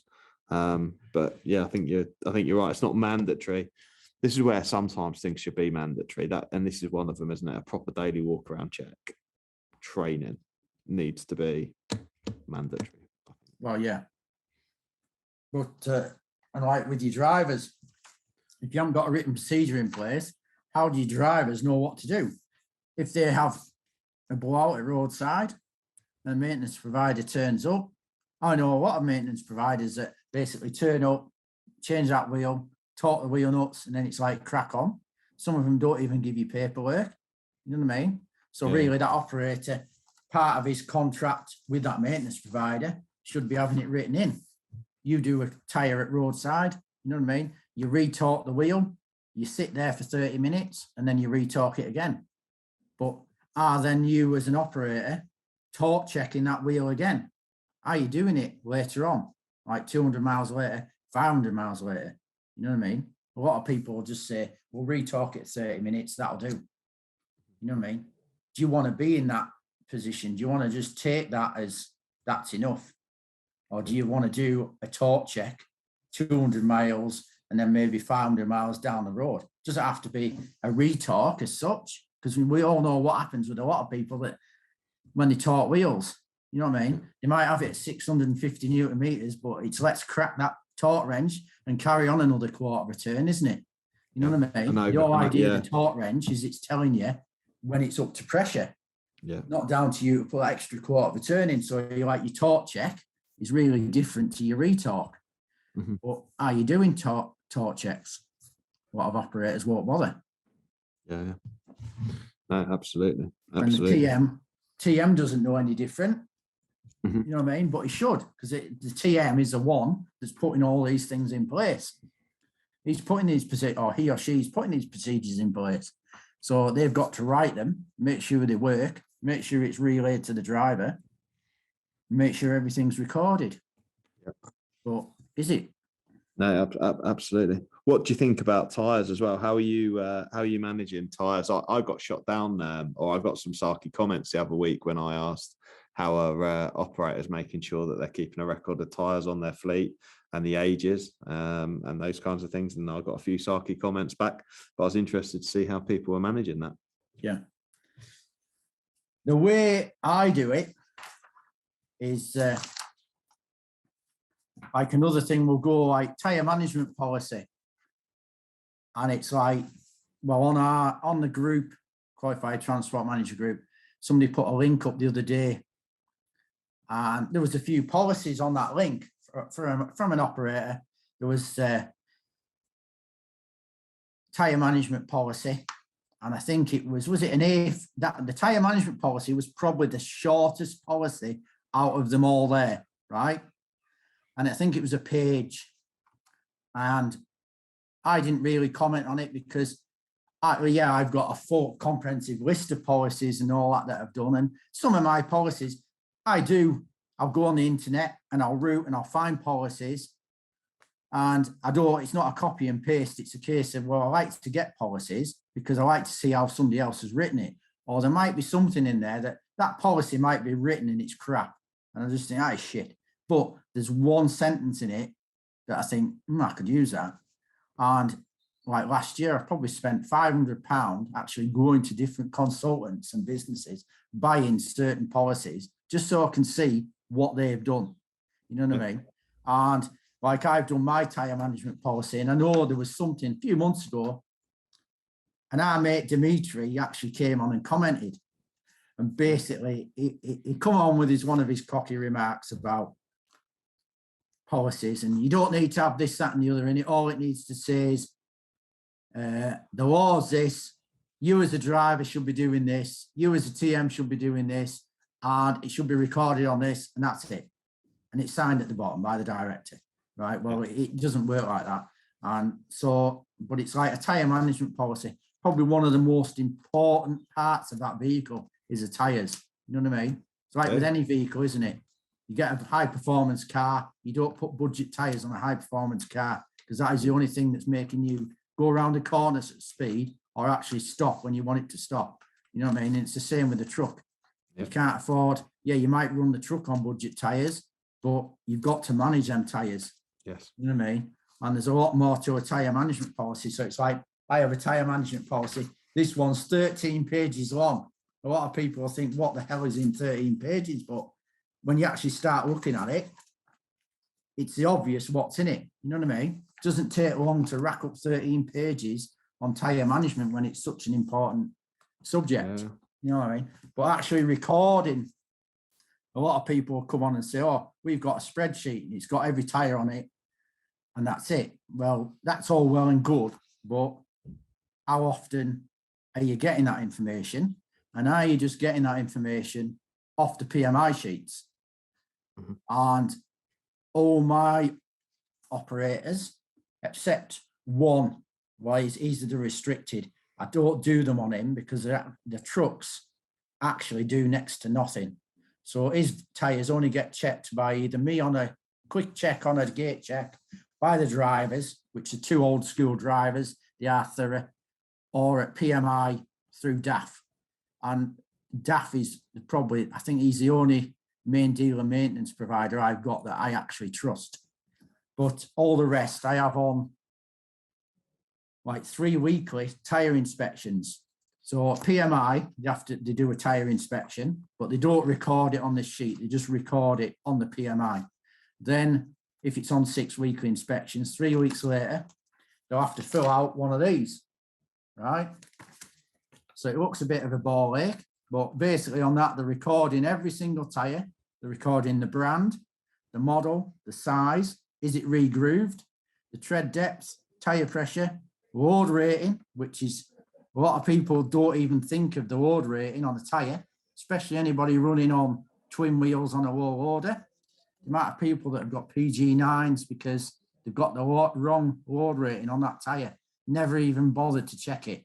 You know what I mean? They've had a puncture at roadside, rung the tyre firm up, or it's 275, 75, 17 and a half, whatever. Tyre guy rocks up, slaps the tyre on, drivers, away you go. You know what I mean? Load rating's totally wrong. Serial number, another one. A lot of the time you can't get the serial number because it has scrubbed off, because anybody that's looked at the serial number, very small letters and only fine rubber. Date code, tyre replacement. So if it's actually had a tyre replaced at any point in that 3 weeks, have you got a record of that? So do you hold a tyre register? So each time a tyre is changed, what do? You know what I mean? So that sheet there, you can actually record that. So if you were in week 6 on this tyre inspection, you can record in there week 5, it had a tyre replacement. And then torque check at the bottom of the sheet. So even though they're doing the tyre inspection, at that 3 week interval, they'll do a torque check. So they'll basically go around. But they're doing that for every single wheel on that vehicle, which I know most of my operators, they actually have somebody within the company that does that for them. Because one of my maintenance providers, or two of the maintenance providers actually said where to go when they said, I said, can you do tyre inspections? And they said no, because it isn't something you can do in an hour. You know what I mean? No. You've got an Arctic, 6 axles.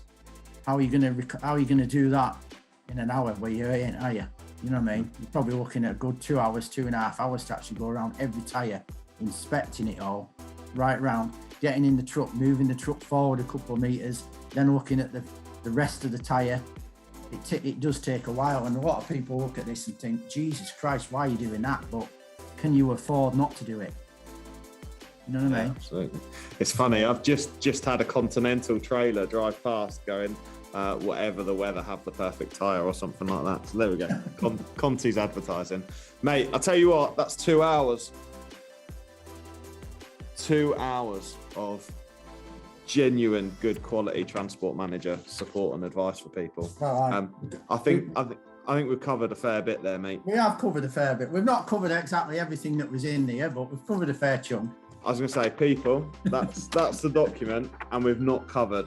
Probably we've covered about half of what was in there. We've covered the key points, but there's definitely some bits that we've had to miss. But do you know what, mate? It's been an absolute pleasure having you on and listening, mate. So thank you everyone for listening. I hope you've got some value.